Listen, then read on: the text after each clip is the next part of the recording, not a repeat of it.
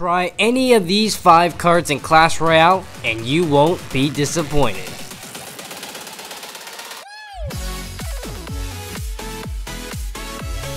Hey guys, Legendaray here, and as the balance changes have gone live a few days and had time to settle in, we are already seeing several drastic changes in the meta. Today, we're going to be going over 5 cards that are going to be doing insanely well in this new meta. Some of these cards have just always been pretty popular, and others are finally seeing its first few moments in the limelight of the meta. If you're already using at least one of these cards, good for you, and for those of you who don't, subbing any of these into a deck could do you absolute wonders. So, without further ado, let's get right into the list. Number 1.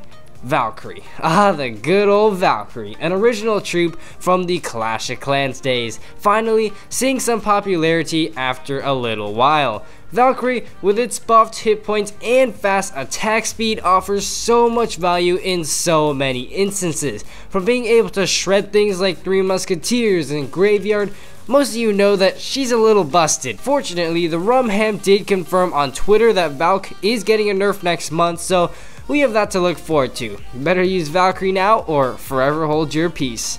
Number 2. Tornado. Tornado is also another card that is right now super duper good. In the past few months, it wasn't seen as much, but now with the recent King Tower damage buff, activating the King's Tower is so much more valuable. I mean, the King's Tower does as much damage as Princess Towers now. That's another 110 DPS added to your arsenal. Sure, tornado pulls are still somewhat weak, but that just adds to the skill cap of the card, which I do like. To use NATO super duper effectively requires some skill with placement and timing, and is something you'll have to learn as you go. Better go refresh on some OJ Tornado tech videos now, hey? Number 3. Snowball.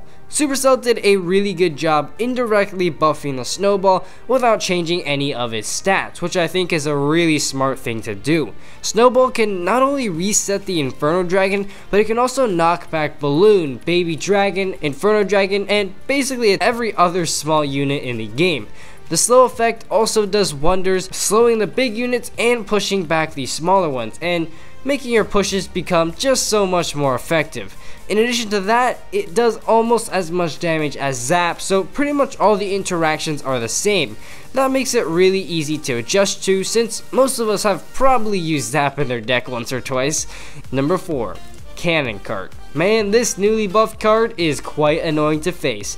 But as they say, if you can't beat them, join them. Cannon Cart offers so much value. With the buffed cannon part, it now packs much more of a punch than it did before.